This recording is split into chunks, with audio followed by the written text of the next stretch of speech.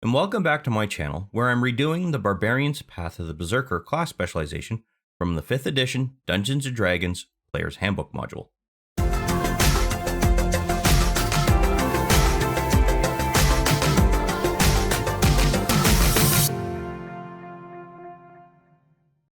As you might know, a Barbarian is a class who makes use of Rage in order to actually deal and soak up massive quantities of damage during combat.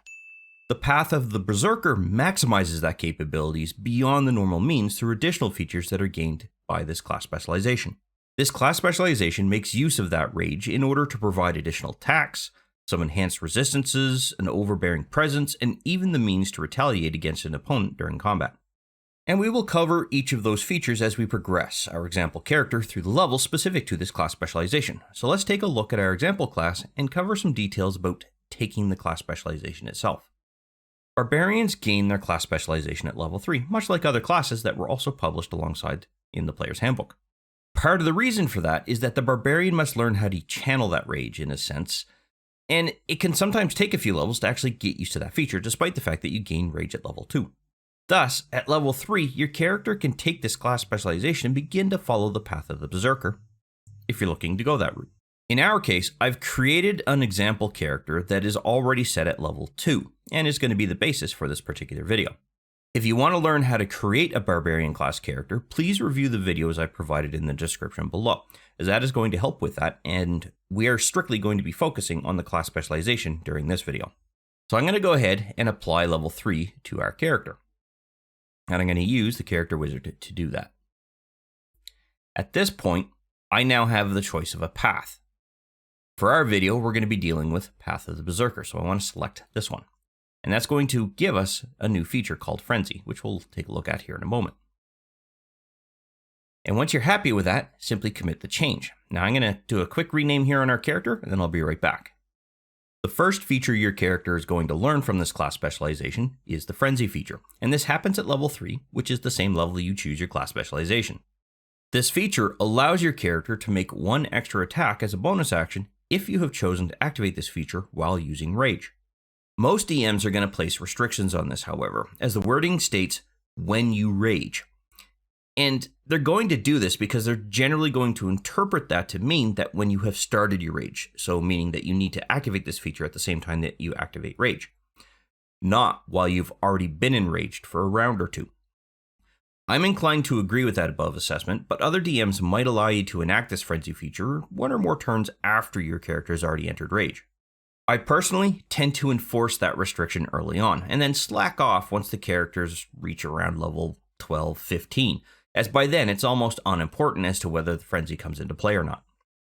There is one thing I want to point out about this particular feature, however, and that's specific to the word attack.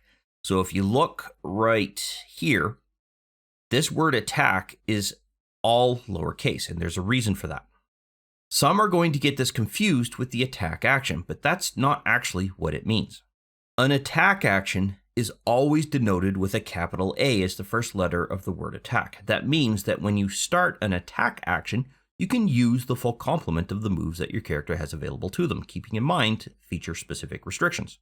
However, when you see a lowercase a as the first letter of the word attack, it means that that feature is an attack within an attack action. I'm stating this here to clear up that confusion right off from the get-go. And that way, as a player, you're going to be playing this class and using these features because you want to, not because you thought you could do something that unintentionally violated the rules. Another aspect of this feature that I want to cover is that once your rage ends, your character is going to gain one level of exhaustion. And that is per use. And what that means is that if you have 2 rages and you've used Frenzy both times for each of those rages, your second rage is going to happen while your character already has 1 level of exhaustion. And once that second rage ends, your character will now have a total of 2 levels of exhaustion. It is potentially possible to kill your character if you burn through enough of your exhaustion levels because of continuous rage uses while using the Frenzy feature, provided that you're at the levels where characters have a 5 or 6 when it comes to their total number of rages. While exhaustion level 5 won't kill your character, it might as well have, because your character is now going to suffer total loss of movement. You're going to lose half of your hit points so that your maximum hit points is seriously reduced, and you're going to have disadvantage effects up the wazoo. But that's enough about the feature itself. Let's go and see how it functions. And in order to do that, we're going to need to go ahead and set it up because this is not something that gets set up for us. To set this up, what we're going to want to do is drag this icon right onto our character's action sheet. So make sure that you have the Actions tab selected here. And I'm going to paste in a very specific bit of wording that is going to come into play a little bit later on. You may have noticed, oops, 1 second here, let me minimize this so it's out of the way. You may have noticed that the Barbarian-based features gain this Barbarian Actions/Effects title. When you add some of the later effects associated with this particular class specialization, you're going to get Path of the Berserker action and effects. So by preempting the title entry for this, in theory, when we go through and level up where we gain those 2 additional features that are going to get added into this particular section, they should automatically be dropped into here and not create a whole new section. At least that's my hope. But you might be going, why are you adding this to your action sheet? There's nothing here that we're going to want to make use of. Actually, there is. We're going to want to set it up so that we're the ones adding the exhaustion level to our characters at the time that Frenzy and Rage end. And the reason for that is it offloads some of that workload from the Dungeon Master. To do this, I want to ensure that I add a new action. So all I'm doing is right-clicking on this little title here. It's going to pop open this radial menu. I want to select Add Action and then Add Effect. And I'm just left-clicking on each of those. That's going to give us an empty effect. In order for exhaustion to work properly, we can't prefix this with a title like I usually do. So normally I would put Frenzy, semicolon, and then our effect in here. Unfortunately, that doesn't work in relation to the exhaustion effect because Fantasy Grounds is looking for very specific wording. All we have to do in this case is simply go exhaustion:1. And that is going to tell Fantasy Grounds that for every time that we add this effect, we're going to add 1 level to our character. It has no expiration, or duration I should say. It doesn't get expended, but it can only be applied to your own character. And this is going to set it up so that you can just simply click it here once Rage is done, rather than having to drag and drop it onto your character. So how is this going to work? Within the combat tracker, you're going to find that your character is there. At the time that you choose to activate Rage, you're going to want to make sure that you click on the effect and assign that to your character. At that particular point in time, you're going to declare Frenzy. But you're not going to do anything here. The reason being is that this is going to come into play after your Rage has terminated. Let's say that you've gone through a couple of rounds now, and for your last round, you've avoided being hit completely because there was no one in close proximity to you. That means that your Rage effect is going to fall off. At this point, because you did declare that you were utilizing Frenzy, what's going to happen here is that the exhaustion effect is now going to come into play. And this is automatically going to be calculated as to all of the effects that Fantasy Grounds is going to start taking as additional exhaustion levels get added. Now, I just want to point out one thing. Exhaustion is cumulative. That means that until your character has completed a long rest, this exhaustion is going to stick around. So if you go throughout the course of your combat section for a given day and only do short rests to recover a few things, and then go ahead and use Rage multiple times, this exhaustion level is just simply going to get compounded. And this is exactly what we want to see. We can have up to a total of 5, so that's 1, 2, 3, 4, 5, before our character is going to essentially die off. Now, it's not going to kill our character off when we add in the 6th. That's going to be a Dungeon Master based action that's going to have to come into play. But at level 5, Fantasy Grounds is automatically going to calculate that you have 5 levels of exhaustion, and every effect that come into play from exhaustion level 1 through to level 5 are going to be combined into how your character is going to be able to deal with things. The only thing it's not going to automatically handle is character movement when you're dealing with maps. In this particular case, you will have 0 movement capability. That's the key factor about exhaustion level 5. Another element about exhaustion level 5 is that the total number of hit points your character is going to have is going to be reduced to half what you currently have. So if you have 100 hit points, then your maximum total number of hit points that your character can have would be 50. That's just an example. You could help the Dungeon Master out by having a damage effect that gets thrown onto your character that reduces your total number of remaining hit points by half. However, healing back up past that point could be a bit of a risk. So it actually works out to be a better option to just simply go ahead and have the Dungeon Master temporarily reduce your total number of hit points. Keep in mind how many hit points you actually had, though, otherwise you will not be able to remember that and have the incorrect amount when you restore them. Now, if the Dungeon Master goes ahead and actually executes a long rest for the party, what you will see is that one level of exhaustion will get removed, and all of the effects will be sort of combined into a final effect. So once you get past 2 points, so if you're at the point where you now have 3 level points of exhaustion, when you take that long rest, it's going to group everything together, figure out how many points remain, and then just automatically update the effect for you. That's perfectly fine. That's exactly what we want, and it helps alleviate some of that duplication that you see there. And as your party continues to execute those long rests, you will see that the exhaustion levels will begin to sort of expire from your character. And as the exhaustion level is reduced, you will lose those penalties that come into play. So once you're down to exhaustion level 4, you would regain all of your maximum number of hit points. Not necessarily all your wounds would be recovered, but your total number of hit points themselves would be increased back to their maximum value, and you would regain all of your movement capability that exhaustion 4 allows. So I know we went over a lot in relation to Frenzy for such a simple based feature, if you will, but there's a lot of things that do come into play here. So let's go ahead and move on to the next one. So at Barbarian level 6, our character is going to gain the next feature, and it is going to be called Mindless Rage.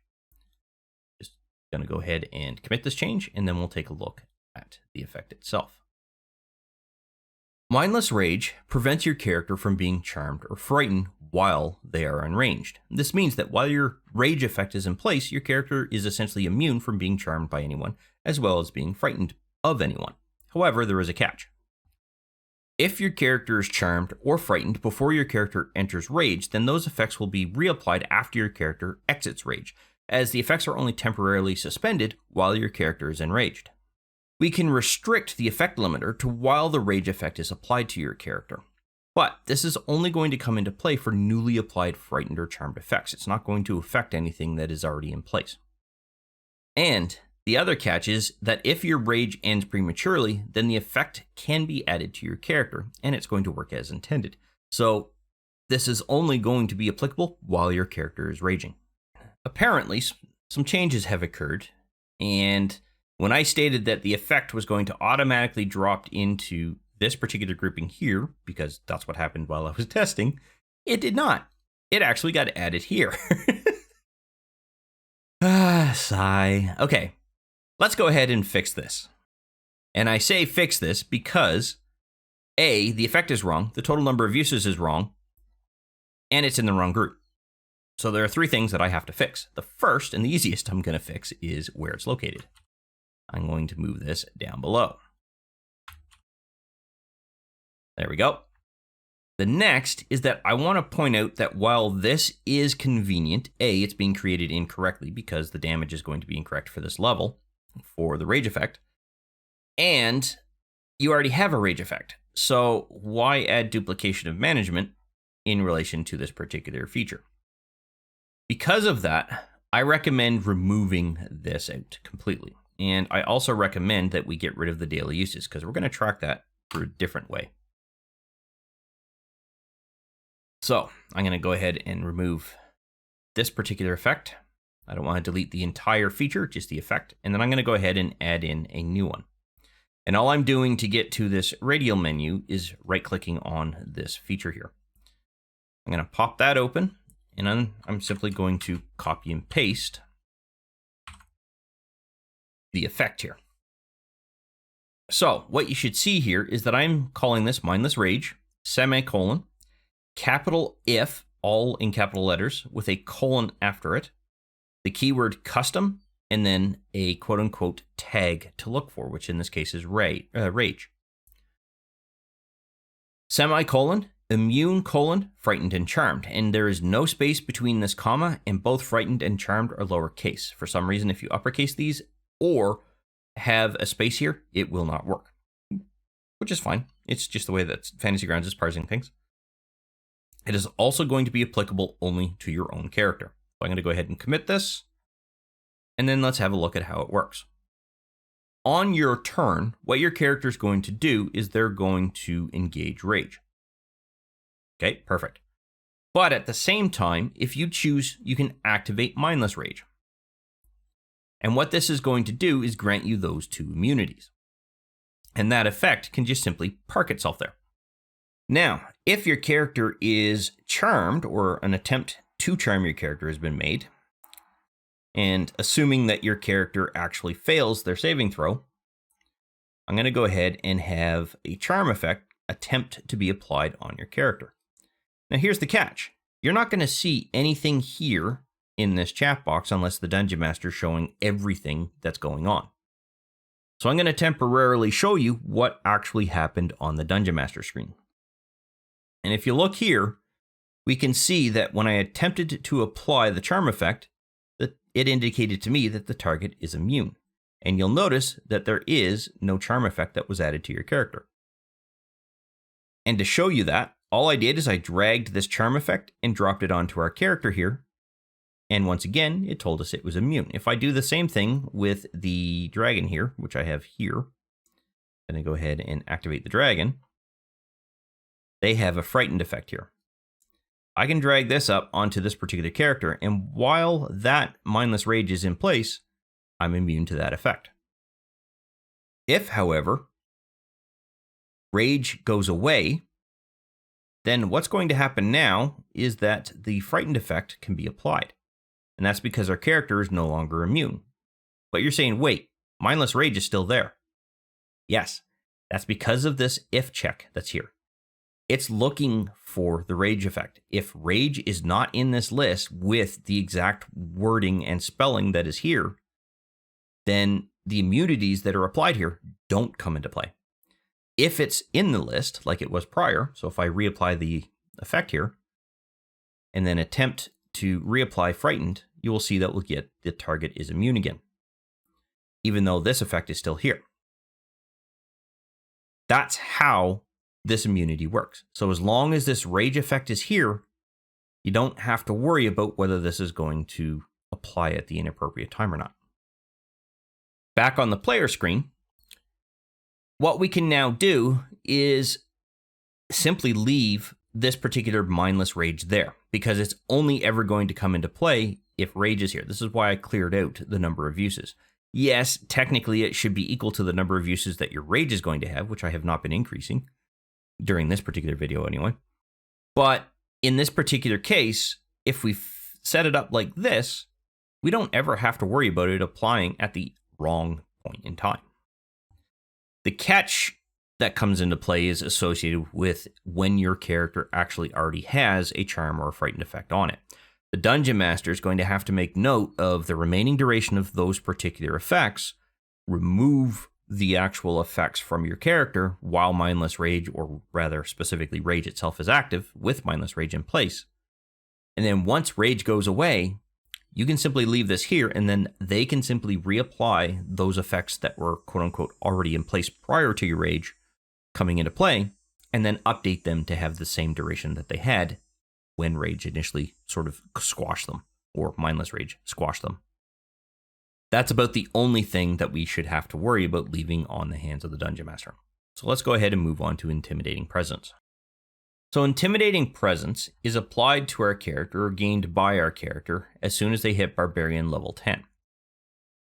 I'm going to go ahead and add that. And I just want to point out that if you're realizing that Dexterity has gone up to a 13, that is because when I hit the Ability Score Improvement level 8, I went ahead and chose Weapons Master as a feat in order to be able to complete that process, if you will. And then I selected Dexterity as the skill to increase because our strength was already at 20.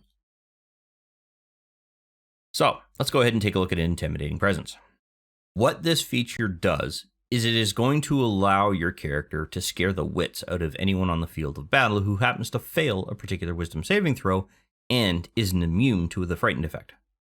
The total DC required will make use of your character's charisma modifier plus your character's proficiency bonus plus the base value of 8. But the good news for you is that once it's set up, FGU is automatically going to take care of keeping that up to date for you. The feature is going to get added to your character's action sheet automatically, but it's not going to get thrown into here. It's once again going to be thrown up in here, right here. I'm going to very quickly move this down because I like separating things like this out. Makes it easier to find things.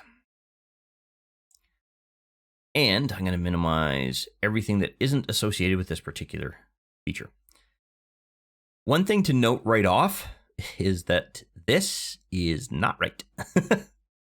But it has been intentionally done because you are expected to go back and fix this.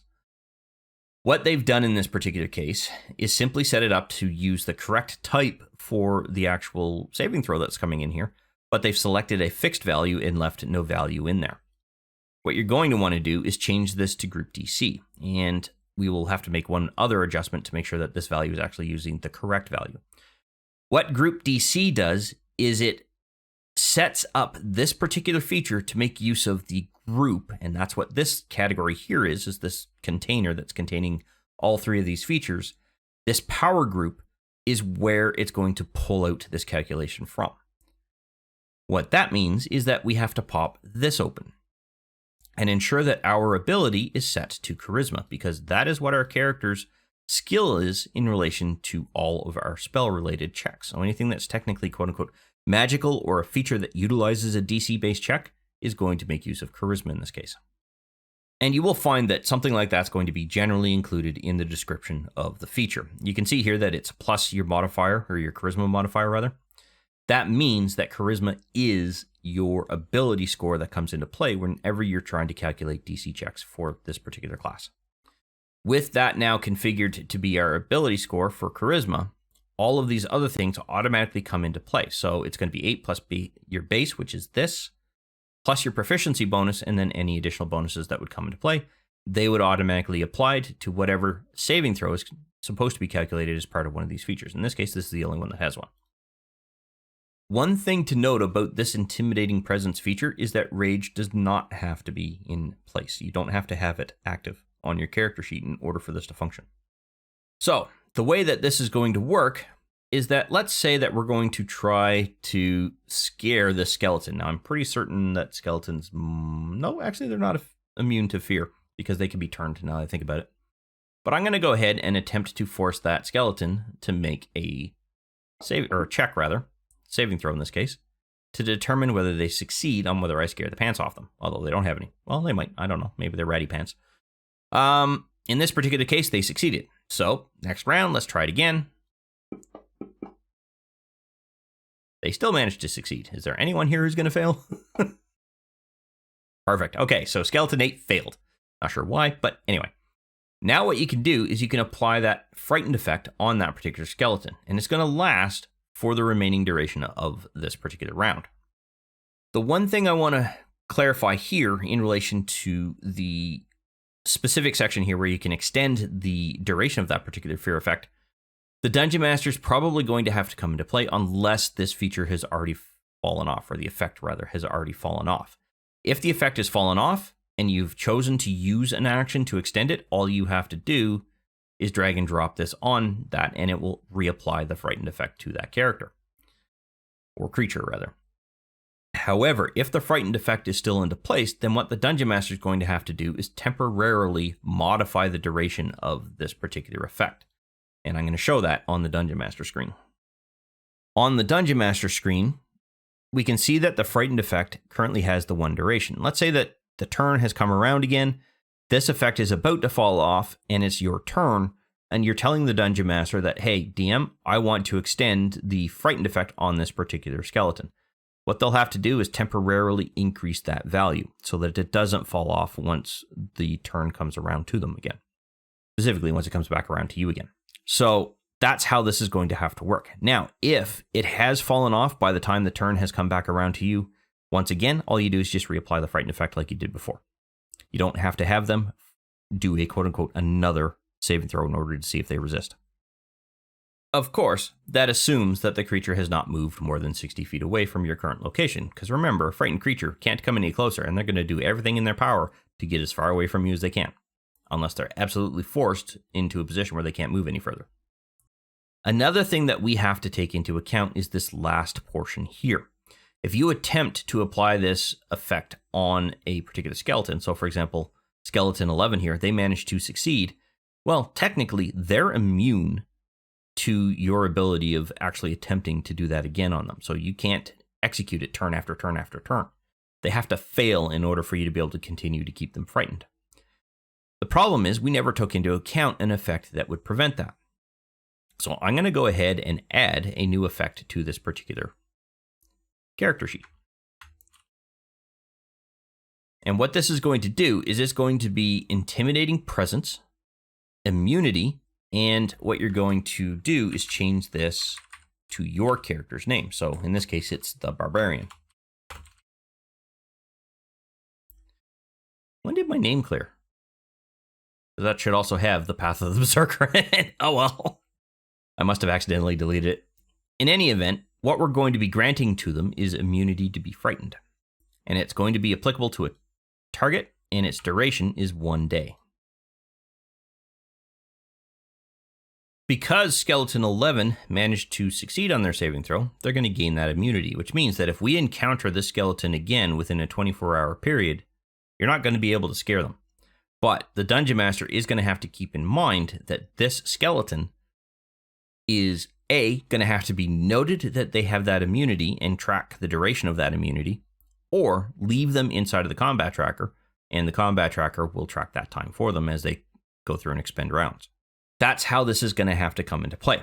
But once again, this is really meant to be applicable to creatures that you could theoretically run into again at some point in the future. And that really covers everything we have to worry about in relation to intimidating presence. So I'm going to go ahead and move us forward so that we're ready to deal with retaliation. The retaliation feature comes about at level 14. So I'm going to go ahead and level our character up, and we can see that our character is going to gain that feature here. In theory, it is of an effect that is not going to get added to our character because it doesn't need to be there. There's nothing in here that is going to require that, and we'll cover that here in a second. What this feature does is it allows your character to react on a successful incoming attack made by a creature against your character, in that your character will be able to use their reaction if they were hit by that creature and make a melee attack against that creature. Now, one thing to note that once again, it is a lowercase a in relation to the definition of the keyword attack here. And you will generally find that any feature that allows you to retaliate against someone because they came in and attacked you, i.e. you're utilizing a reaction, will always have a lowercase a here when it comes to the keyword attack. And that is because you don't get your full complement of attacks during a reaction. You only get to make one melee or spell-based attack if you have a spell or a feature that allows you to cast a spell for that. The target is also going to have to be within 5 feet of your character, according to the definition of the feature. If you're playing a character who happens to have a longer reach, such as a bugbear, then you're going to want to confirm with the Dungeon Master if they're okay with that applying to your character's reach. Otherwise, this reaction isn't going to work for you if you happen to be trying to get at somebody who's 10 feet out. And the last thing that you really need to keep in mind on this is that because this is going to utilize a reaction and your character is only going to have one reaction per turn, if you utilize retaliation here and the round still hasn't finished and you need to utilize a reaction for something else later on, i.e. an attack of opportunity has presented itself, you would not be able to use that attack of opportunity because you've already used retaliation. You would have to wait until the next round starts before you could utilize another reaction. And as I said earlier, there's nothing here that we have to add here because it's not quote-unquote an action. All you're doing is making use of an action capability you already have by utilizing a melee-based weapon attack. And I forgot to mention that it has to be a melee-based weapon. You're utilizing a melee-based weapon attack as part of that reaction. So you don't need this skill. You just have to let the Dungeon Master know, hey, I'm using retaliation. I'm going to go ahead and make my attack with the battle axe on that particular character that just hit me. To take a look at that, what I'm going to do is I'm going to attack this barbarian with this vampire. And let's just make it a simple melee attack. That would be a hit. That would mean that your character can now retaliate against that particular vampire. So I'm going to go ahead and target that vampire. I'm then going to attempt to attack that target. Ooh, nice, a critical hit. So I'm going to roll damage, deal with the damage, And now I have no more reactions that I can use for the remaining duration of this turn. If Zombie 10 comes in and hits me as well, I would not be able to retaliate against that target. And what that means is that zombies 10 and 18 would be able to make attacks against you and not suffer any kind of retaliation from your character because you've already used it in relation to the vampire. When the turn cycles back around, then you would gain that capability again in order to be able to retaliate against another particular creature. This class specialization is all about maximizing damage and intimidating creatures through the control of the field of battle with some limitations. Barbarians themselves are already fairly good classes to play, and this just adds a new level of brutality to your character that is pretty much going to be unmatched by any other class specialization. This is a perfect class for anyone who's okay with this kind and level of brutality, but at the same time, there are other aspects of a barbarian who have a much more spiritual side of themselves. If you find that this particular class specialization is not for you, then you have plenty of others to choose from. However, this does bring us to the end of this video. I hope you found it useful and informative, and I look forward to seeing you in the next one. I want to thank you for watching this video, and if you found the information useful, click on that like button as well as leave a comment below as it helps the channel gain exposure. Also, consider subscribing as I release content similar to this topic quite regularly on the channel.